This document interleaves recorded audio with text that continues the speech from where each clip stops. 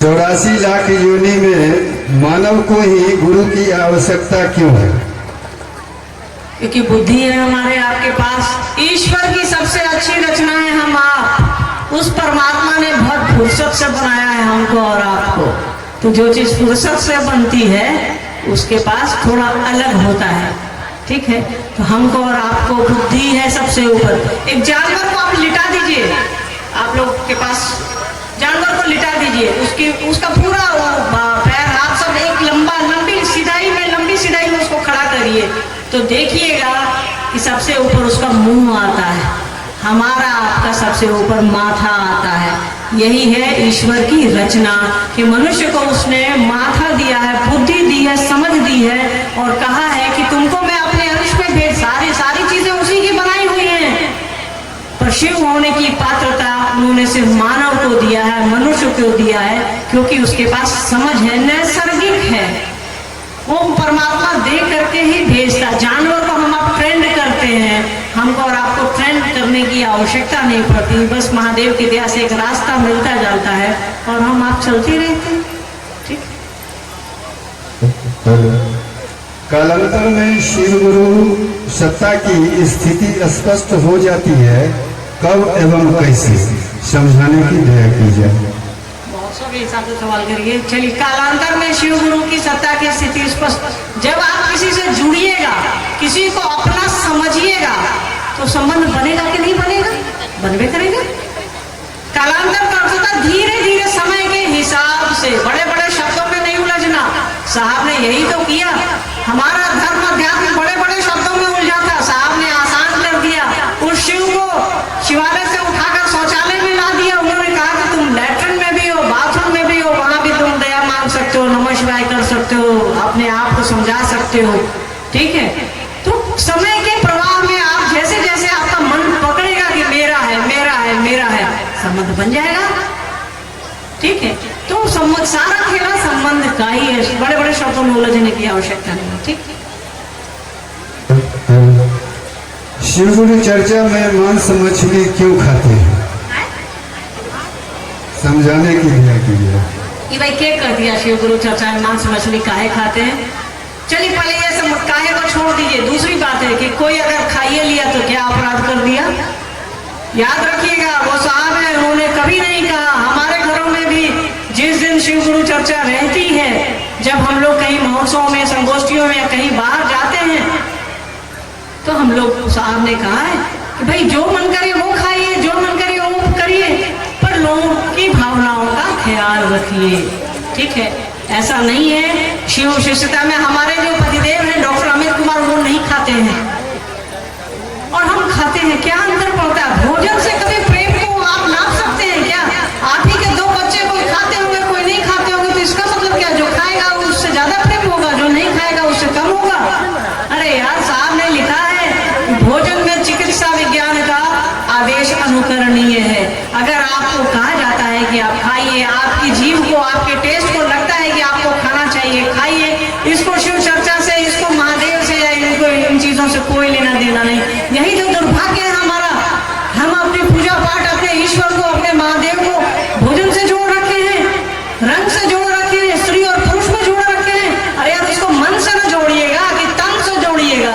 हमारा आपका बच्चा भी जब माँ के गर्भ से बाहर आता है, वो खून में लिपटा रहता है, मत छूइए। उस समय तो बड़ा पूछ पाछ के जल्दी से ले लेते हो यार। ये आपका व्यक्तिगत है कि आपको भोजन में क्या करना है, क्या नहीं करना है। इससे किसी को कोई लेना देना नहीं होगा। हाँ, आपसे कोई शिव शिष्य कहता है कि मुझको मुर्गा खिलाइएगा तब मैं आऊंगा, आप क्यों बुलाते हैं उसको? साहब ने इसकी मनाही की है। शिव शिष्यता में ये सवाल ही गलत है कि जो शिव शिष्य होगा वो मुर्गा खाएगा।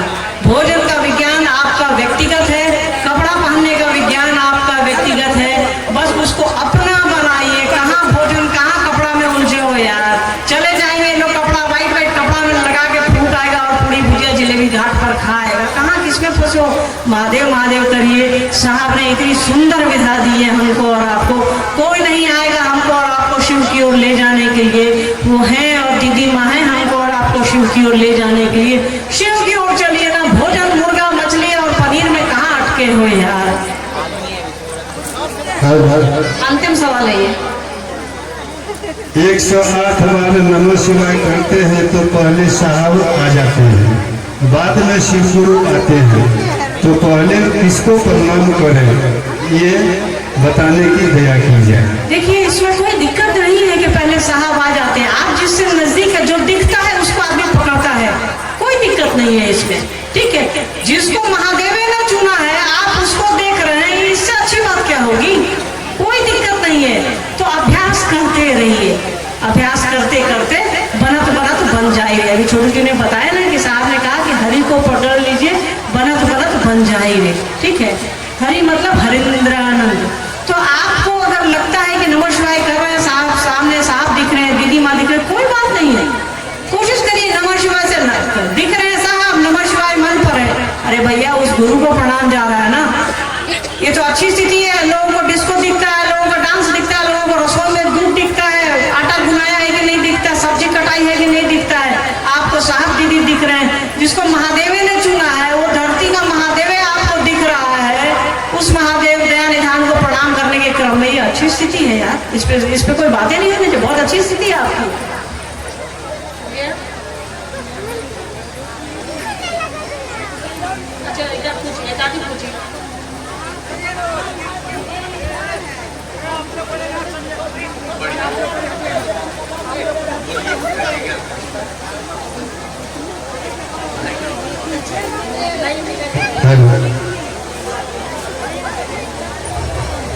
आओ चले शिव की ओर। पुस्तक में जो लिखे हैं नमः शिवाय जो करते हैं उसमें नमः शिवाय 5 नाम आते हैं। पांचों नाम का उल्लेख करने की दया की जाए। किताबें निकाल लेते यार पन्ना। देखिए साहब, दुनिया में याद रखिएगा, दुनिया में नमः शिवाय पर साहब ने जो व्याख्या करी है कोई नहीं कर सकता। दुनिया में याद रखिएगा, आप ढूंढ लाइए, यहाँ पढ़े से पढ़े लिखे लोग होंगे, आप ढूंढ ला सकते हैं। दुनिया में नमः शिवाय पर समझाने की दया की जाए। देखिए दया तो महादेव करेंगे, आशीर्वाद साहब दीदी देंगे, हम आप कोशिश कर सकते हैं। साहब ने अलमिल आकर उनकी जो किताब है उसमें एक कहानी है, एक साहब के जीवन से जुड़ी हुई। जब साहब मनातू में थे और माँ, चूंकि माँ का मायका तो मनातू ही है, आप लोगों को मालूम है, शायद कुछ लोगों को नहीं जानकारी हो तो सुन लें।